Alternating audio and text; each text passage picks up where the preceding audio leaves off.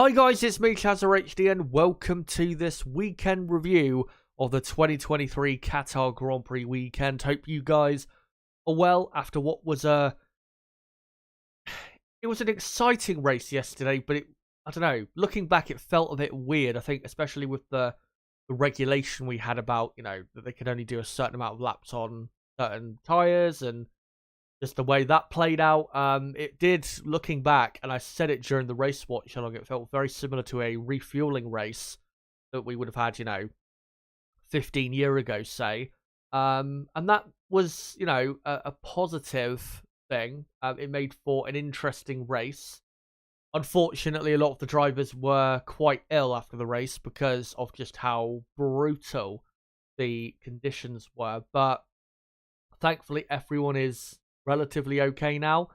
And yeah, the Qatar Grand Prix weekend is done. And what we're going to be doing in tonight's stream is going through a couple key topics from the weekend, and obviously looking at the official race results from yesterday and the championship standings, just to see how things look going into the next race in Austin, which will be next weekend, not, of course, this weekend. But just want to say, hope you guys are well after yesterday's race.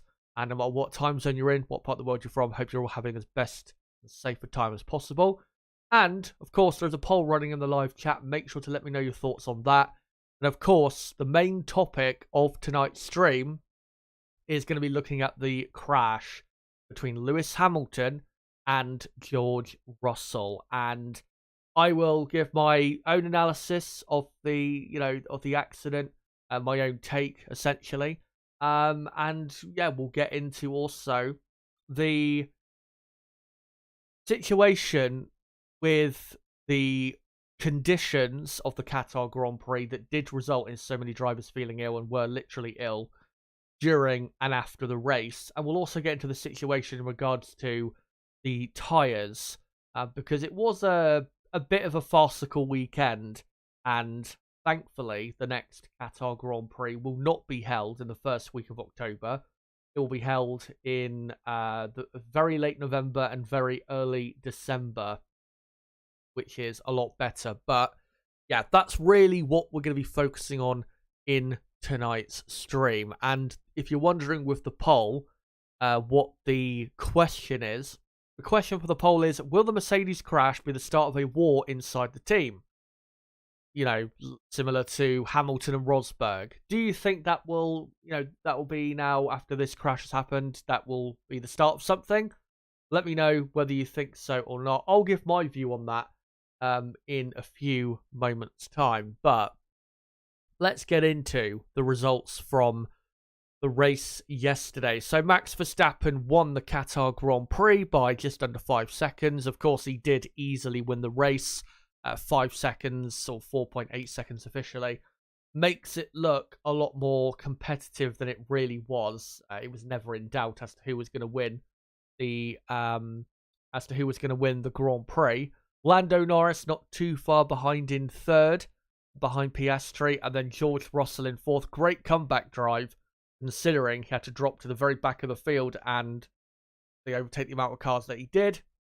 Charles Leclerc finished in fifth, with Fernando Alonso in sixth. Esteban Ocon, who, despite throwing up in his helmet during the race, came home to finish in seventh. A remarkable effort from Esteban. And then you've got Valtteri Bottas in eighth. Zhou Guanyu with, in my view, the drive of the race, coming from 18th on the grid all the way up to 9th. And a brilliant, very important result for Alfa Romeo, that. And then Sergio Perez completing the top 10. So those are all of the point scorers from the Qatar Grand Prix. And I've got to say, the gaps through the field, a bit bigger than I was expecting after the sprint. I didn't think it would be as big, say between Max Verstappen and Sergio Perez. I thought it'd be a bit smaller of a gap. I know, of course, Perez had penalties, but still. And I am surprised how easy the race was for McLaren for them to come through to second and third. Of course, Piastri did benefit a lot at the start with the Mercedes drivers crashing into each other. But yeah, even for Lando Norris, relatively, it was straightforward, him getting up to third place. So yeah, McLaren clearly proving that when it comes to everyone behind Red Bull, they are the best team right now. And that's why they are soaring in the championship and will very quickly be into fourth place, as we'll touch on in a moment, because these are now the championship standings going into the final 5 races of the season. Max Verstappen, of course, won his 3rd world title in the sprint race. Congratulations to him. And he is now 209 points clear of Sergio Perez. An incredible gap between first and second there. And then Lewis Hamilton is 30 points behind in 3rd. Alonso a bit closer in 4th, with Carlos Sainz in 5th. Of course, Carlos did not do the race because of a fuel system issue with the Ferrari. Charles Leclerc finishes, or not finishes, he is in 6th place, a bit closer to his teammate. Lando Norris is still 7th, but is closer. Same with George Russell. Piastri in 9th is nearly up to the 100-point mark, and he probably will get there by, say, the end of the Mexico City Grand Prix weekend, I'd imagine. And then Lance Stroll holds on to 10th place in the championship. I wrongly said yesterday that Ocon was into the top 10 of the championship. I thought he was a bit closer to Stroll than he actually was. But yes, Stroll still holds on in 10th. But surely he will not hold on to the end of the season, will the Canadian. And then on the constructors' side, Red Bull, of course, constructors' champions. Mercedes 2nd.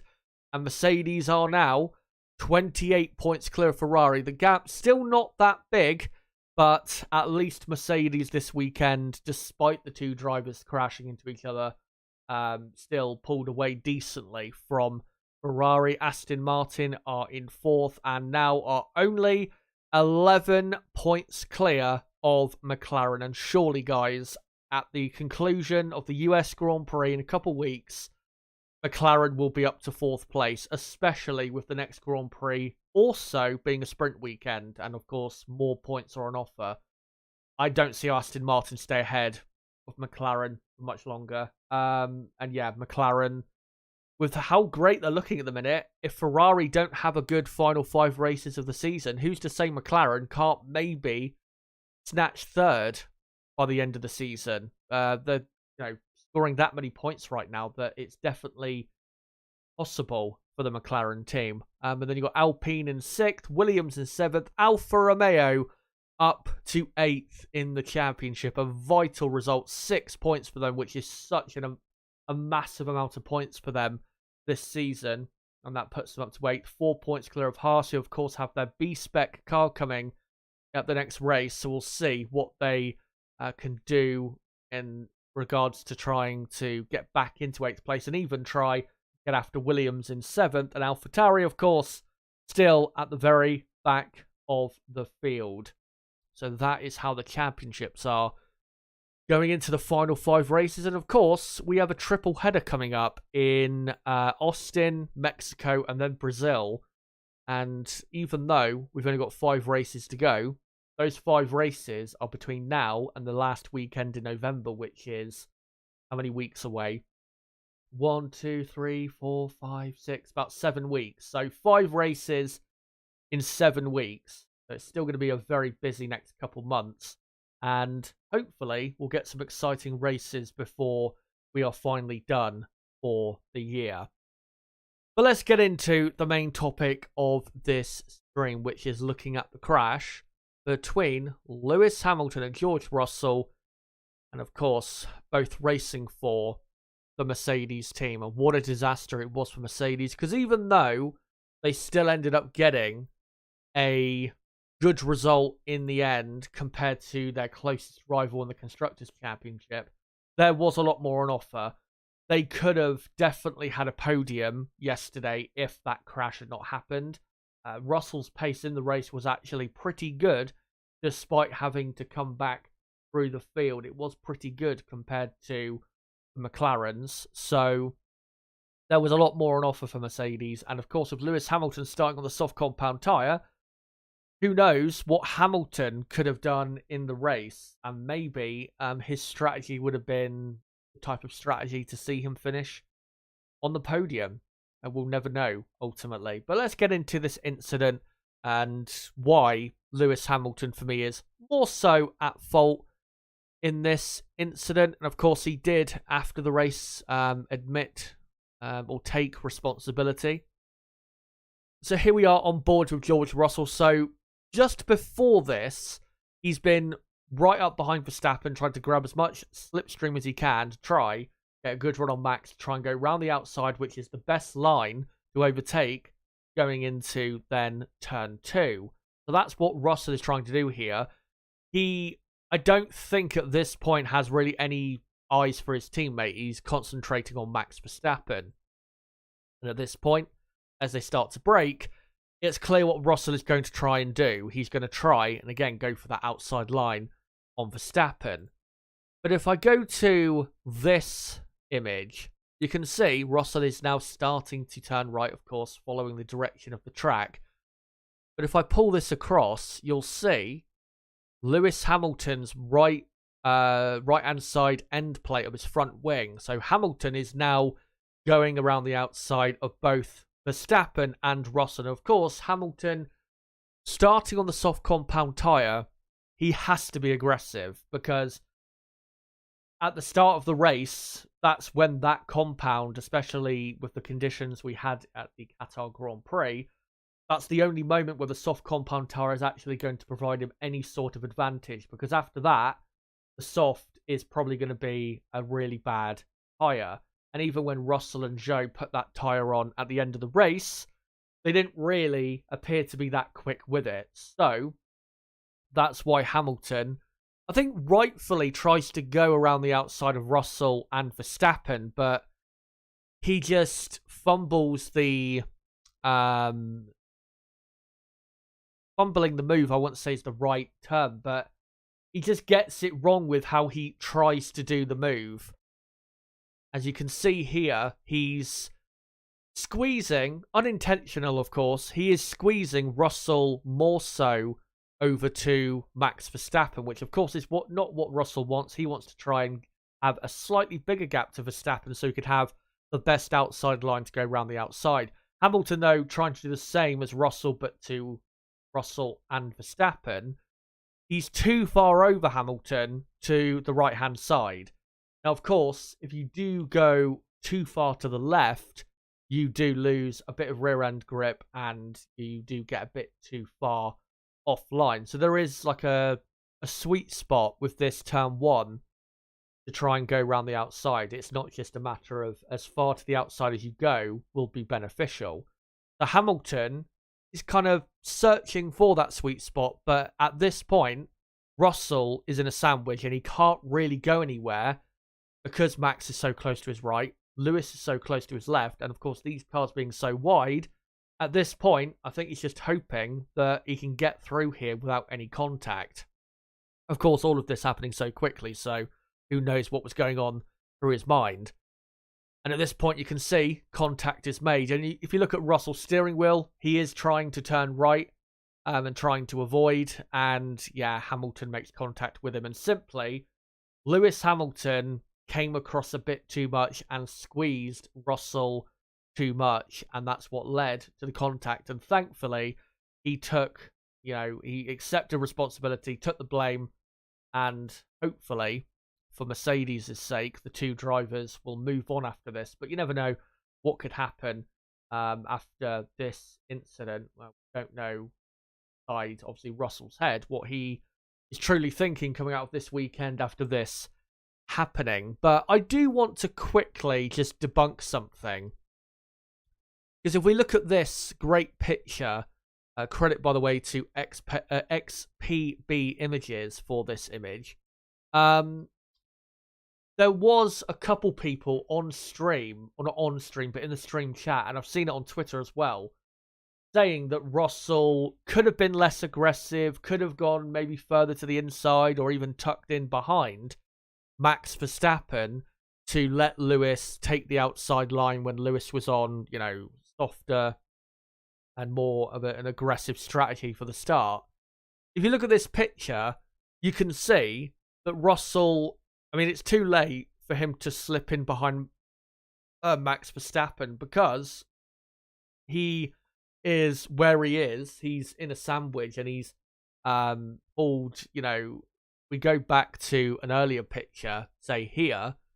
At this point, he isn't really thinking about what Lewis Hamilton is doing. He is trying to set himself up for an overtake on Verstappen, which, by the way, no issue with doing that, because you can't just rely on Lewis Hamilton, if you're Russell here, to be going around the outside, because he probably doesn't know exactly where Hamilton is. So, with Russell, in terms of when Hamilton properly went alongside him, there is nothing really else that Russell could have done in positioning his car. Plus, if you look behind Verstappen, you've got Fernando Alonso. So even if Russell tried to put himself right behind Max, there wasn't a car's gap between Max and Fernando for Russell to put himself into to avoid Lewis Hamilton. So there was nothing Russell could have done. The only thing that anyone could have done differently is Lewis Hamilton could have not squeezed Russell as much as he did, which led to the contact. I do agree with the stewards in not awarding Hamilton a penalty or anything, because I don't think it was a clear and obvious case of causing a collision. It caused a collision, but it was a very minor offence, and given also that it's lap 1, not everyone is aware of where each other are. It's not exactly a surprise that there was contact at turn 1. It may be a surprise there was contact between the two Mercedes drivers, but not necessarily a surprise between the two or between any driver at turn 1. But yeah, Lewis Hamilton was definitely at fault. And I have to say, credit to him for taking responsibility, because he could have easily, and I thought after his initial radio communication to his engineer, I thought he was maybe going to blame Russell, or maybe not quite take responsibility for it. But once he cooled down, and I think probably watched the replay, he saw that, yeah, he was at fault, or more so at fault for the incident. And again, Mercedes will be hoping this doesn't turn into anything, because the last thing they need, with them having the issues of trying to make a quick car again, the last thing they need is a war in the team between their two drivers. It's best to have that if you're a second a lap, if not more, quicker than the rest of the field, and you are not really competing with anyone else. If you're in that situation, then it's a lot easier to manage this type of thing. But yeah, it's the last thing they need right now, to be honest. But let me know in that poll, again, do you think this will be the start of some sort of battle within the team between Hamilton and Russell? Yes or no? In my view, I am going to say no right now, purely because Lewis Hamilton took responsibility for the crash, and Russell seemed absolutely fine about it after the race, and wasn't too unhappy with what happened. Of course, would be unhappy, but not, as unhappy as maybe others would get at what happened there at the first corner. So I'm going to say for now no, but if they come to blows again, then I think at that point probably yes, because you have to remember, a couple weeks ago in Japan, we did, another, weekend review stream, where we went through the two Mercedes drivers nearly crashing into each other, not once, but twice.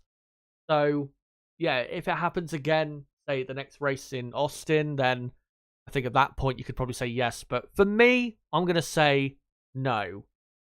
But let's now get on to the second and final topic I want to touch on, which is the conditions in which the in which the Qatar Grand Prix were held in, and the criticism that the FIA have received as a result of it.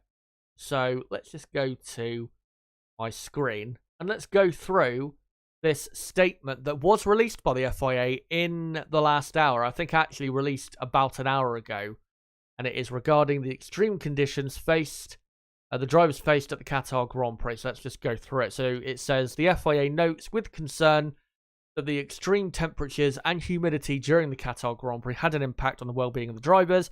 While being elite athletes, they should not be expected to compete under conditions that could jeopardize their health or safety. The safe operation of the cars is at all times the responsibility of the competitors. However, as with other matters relating to safety, such as circuit infrastructure and car safety requirements, the FIA will take all reasonable measures to establish and communicate acceptable parameters in which competitions are held. As such, the FIA has begun an analysis into the situation in Qatar to provide recommendations for future situations of extreme weather conditions. It should be noted that while next year's edition of the Qatar Grand Prix is scheduled later in the year, when temperatures are expected to be lower, the FIA prefers to take material action now to avoid a repeat of this scenario. And then they go on to say that they're going to discuss more of these, what happened basically at a upcoming medical commission, it says, meeting in Paris, and discuss other things to try and, learn from this. So basically, I just go back to these pictures. There you go. All the teams. So yeah, the Qatar Grand Prix was a brutal one for the drivers. It was probably physically the toughest race that any of them have had.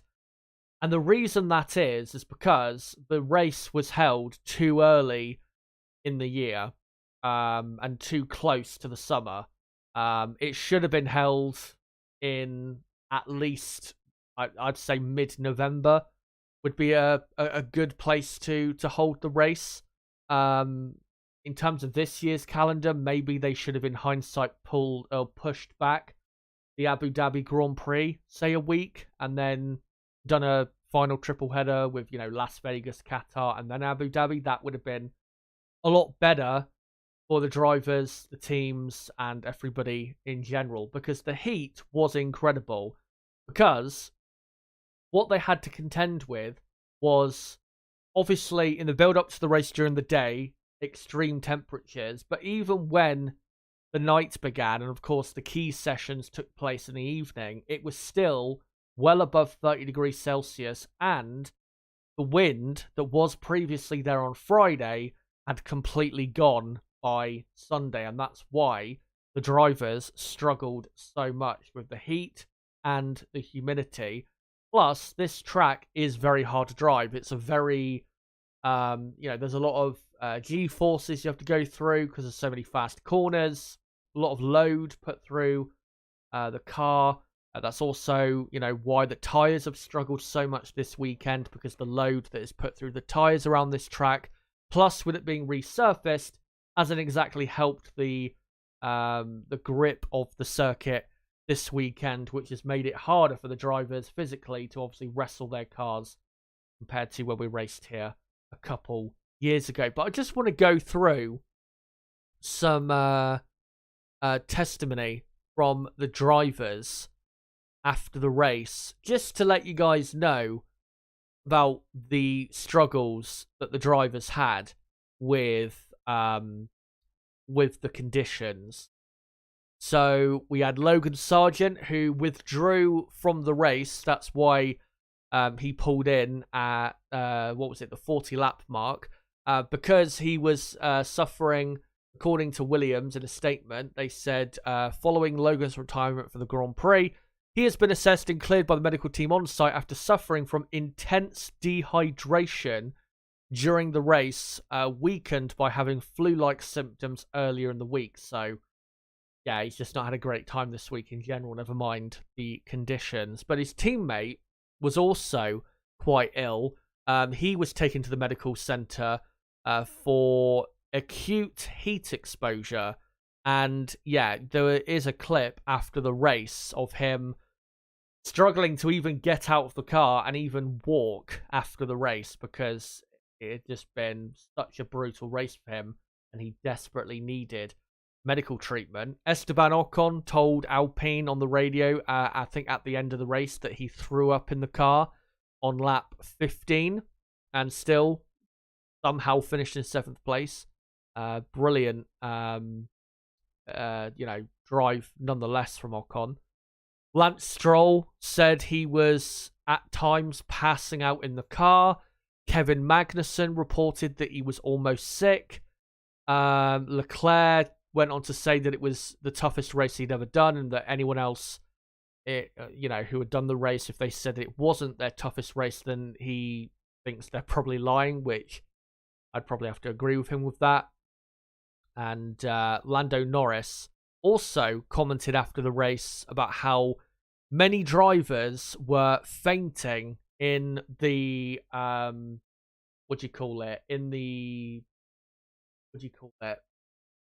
not cool down room, but basically before they went to go and speak to the media, a lot of the drivers were feeling very faint and literally fainting. So yeah, it's been a bit of a farcical weekend, really. The first fuck up from, I would say, the FIA, but also we have to include Liberty Media in this, is deciding to host a race in Qatar, which is one of the hottest countries on the planet, in the first week of October. Whoever thought that was a good idea it doesn't deserve to have a job, as far as I'm concerned. There's a reason why the World Cup was held from mid-November to almost Christmas, because of the heat. And it was still incredibly hot during the World Cup. So, again, whoever thought that was a good idea is an absolute clown, as far as I'm concerned. But also, Pirelli, from what I've heard, did express concern a few months ago going into this race that with it being held at the particular time of year and with the track resurfacing going on, that they might struggle a bit with their tyres for that race. And apparently their concerns went ignored. So I don't think we can blame Pirelli for what happened with the tyres, because they raised concerns, but basically Liberty Media, the FIA, just ignored them and carried on. Nothing had happened. And Pirelli, not like Pirelli brought, the 3 softest compounds they could. They brought the 3 hardest compounds that they normally do bring. Of course, you do have the C0 compound, which is the hardest Pirelli compound there is. But from what I understand, that compound is never been intended to be introduced at a Grand Prix weekend. Maybe in an absolute emergency they would, but I've never, from what I've heard, I've never expected to see that tyre at a Grand Prix. So I don't think Pirelli really can take any blame for what happened, but I think definitely the FIA and Liberty Media need to take the blame. Again, holding the race at this time of year. Then you have, of course, the track resurfacing and the redoing of the of a lot of the track. Was that really necessary? Doing that months before the race, because as David Croft was saying on commentary for Sky Sports F1, the track was basically, for a few months leading up to the race, it was basically just a construction site. Now, I don't know exactly why they were doing the work they were doing. My assumption is probably just building better, more accommodating facilities for the teams and drivers, which I know, that is something that needs to happen. But I don't get why they needed really to redo the curbing for the track and the actual surface, because even though we did have a couple tyre failures in this race a couple years ago, I don't think people had that big of an issue with the curbing and the actual track surface. People knew how brutal the track is on tires anyway, so I don't see why they needed to really do that to the actual circuit itself, to be honest. And then of course we have the situation with the track limits, where if I can just find the article to get into this. So basically, on Friday, or was it on Friday? I'm trying to think, because this situation with the track limits has basically been going on since the start of the weekend. Essentially, the track limit enforcement at especially a few specific corners, the FIA opted to enforce those those regulations at that, those particular corners in that particular way. But the drivers, from what I understand, were not really consulted on that, and it was more so just the FIA doing their own thing with that, which not great if that is the case, that they've not really consulted the drivers on that. I mean, that's really what the driver briefings and the Grand Prix Drivers Association is for. But that also added another farcical element to the weekend, because let's be honest, there were a few little violations of track limits which were a bit worse than others, but a lot of them were incredibly minor. And I mean, if they could have just left a lot of those track limit violations alone, they didn't have to punish every single one, and of course wound up some of the drivers who I think some of them called it an absolute joke after, whether it was qualifying or even the race. Of course, many drivers ending up with penalties after the race and during the race because of that. And it was reminiscent of what we saw in Austria, with, so many notifications of track limit violations plus penalties as well. So lots of fuck ups during this weekend, holding the race at the time of year, the redoing of the curbing and the resurfacing of the track, and the track limit stuff as well. Yeah, it's just a piss poor weekend in terms of regulating, the series from the FIA's point of view. And I mean, it's not really a surprise at this point, because the FIA have proven over the last few years to be so incredibly poor.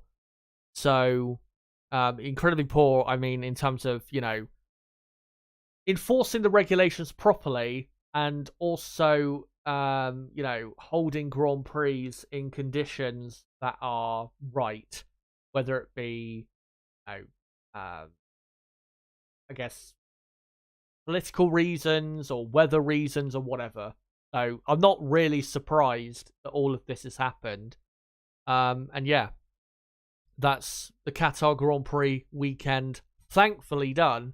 And thankfully, physically, no drivers suffered any major medical episodes, because it was definitely close to something bad happening. No doubt about it. Thankfully, we got away with it, and let's hope, now that the Qatar Grand Prix has a 10-year contract for the F1 calendar, let's hope they keep it to November and December or March only. Don't be holding the race in October or late April, anything like that, because it's not worth it in a country that, again, is so incredibly hot compared to other countries, even in the Middle East. So, yeah, there you go. And let's now get into some comments from you guys in the live chat. Make sure to keep posting them, and I'll get to a few of them in a moment. Just wanted to let you guys know, though, about my next two pieces of content. So this stream will be the last stream I do for the next, 10 days, and then I'll be back. next Thursday on the 19th of October, live at 8 p.m. UK time for the United States Grand Prix weekend preview.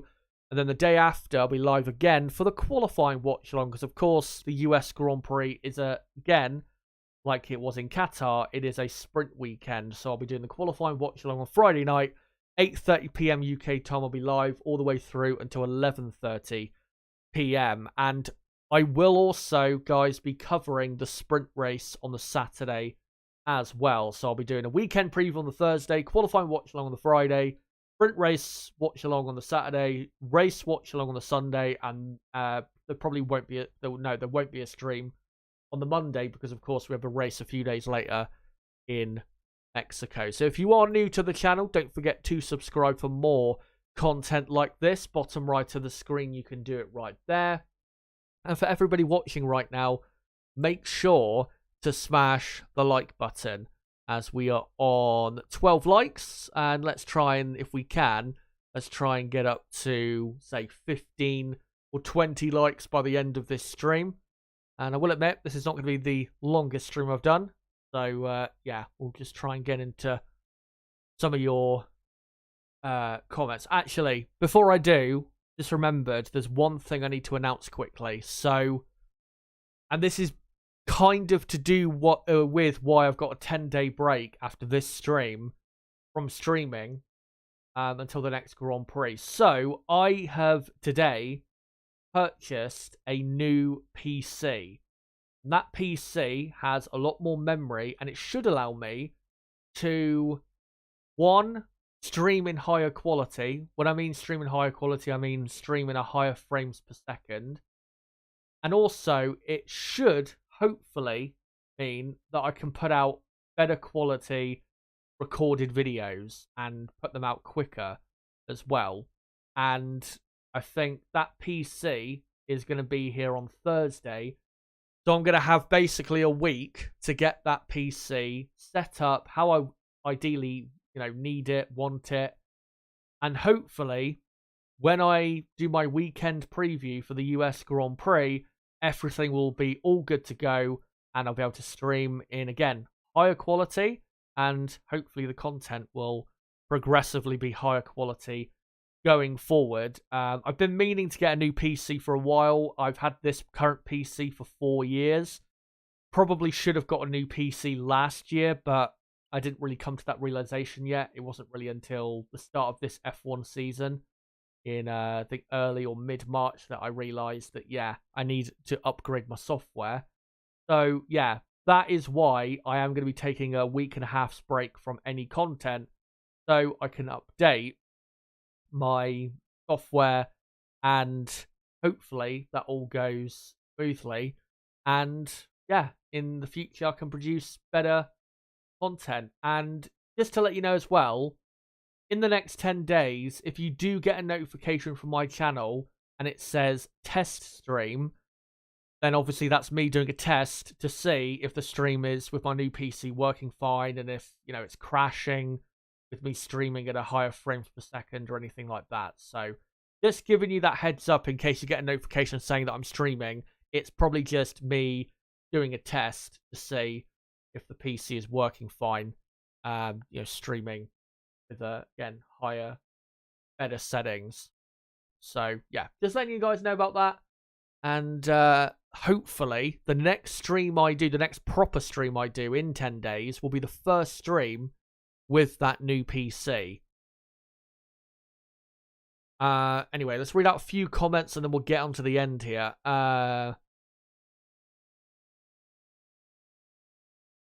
Evening, by the way, to everyone in the chat and everyone watching. McLaren F1 race said, or says, one of your subs called it in your race preview. To be fair, you could see it happening. 2 incidents now without Toto holding the team's hand, recovering from his surgery. Yeah. I think after Suzuka, you could definitely see it more likely to happen. But I still didn't think it was going to happen. And it was still surprising when it did happen. I McLaren F1 race also saying, I think it will energise next season if Perez and Stroll are dropped. It hasn't been the only reason for the predictability this year, but it hasn't helped. Get Danny in the Red Bull again and another EBC. Bravamore says, I think it'd be interesting if there was no track limits enforced. You can cut corners as badly as you want. It would get funny. Well, we did have that, didn't we? What do you call it?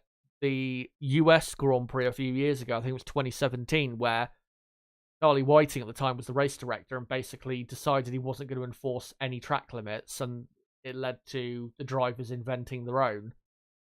So, yeah. It's so stupid at the end of the day. Bradman was saying, poor Lando, if Oscar does any better, he's going to freak out. Well, yeah, definitely those conversations are going to be had eventually if Oscar keeps up his level of performance as to who is the absolute best driver at McLaren and who is the team leader. For me, still Lando Norris is the best driver at McLaren. And we have to remember yesterday, Lando started 10th, Piastri started 6th. Piastri got up to 2nd after one corner. Lando took him, half the race to get up to 3rd, and still only finished like a 2nd or a 2.5 behind. So Lando is still the better driver, but Oscar is closing that gap overall every race weekend. So yeah. But I think I'm going to bring the stream to a close. Because again, there was not a ton to get into from the race. Let me just quickly end this poll in the chat. And 31 votes on the poll asking, will the Mercedes crash be the start of a war inside the team? 58% of you voted yes, 41% voted no. Interesting that you guys mostly went for yes. But again, next 2 pieces of content in about 10 or 11 days' time. Weekend preview for the US Grand Prix on Thursday, the 19th of October, live at 8 p.m. UK time. And then the following day, live at 8:30 p.m. UK time for the qualifying watch-along all the way through to 11:30. And then on the Saturday, I'm going to be live from 9:30 p.m. UK time for the sprint race watch-along. The sprint race starting at 11 p.m. here in the UK. A lot of people are probably not going to watch it, but we will. And then, obviously, on Sunday, we'll be live 2 hours before the race at 6 p.m. UK time for the race watch-along. And then, obviously, a week after that is Mexico, and a week after that is Brazil. And, of course, in Brazil, we have another sprint race, and it'll be, thankfully, the final sprint race in Brazil of the season. But, yeah, if you are new to the channel, make sure to subscribe for more content like this to keep up to date with everything going on in Formula 1. Before you go, make sure to smash that like button, and also, smashing the like button, remember, does let me know that you guys enjoy the content. So it's great if you guys can do that. And quickly, before I go, what do you call it? If you want to keep up to date with the content on the channel, make sure to follow me on Twitter. ChazzaHD is on Twitter, or X, whatever you want to call the website these days. And we have the Discord server, link below in the description if you want to join our server of about 500 people. That's a great place, that Discord, for notifications for when I go live, upload videos, and do channel updates in general. But guys, until the US Grand Prix weekend preview in a week and a half from now, it has been me, ChazzaHD. Goodbye.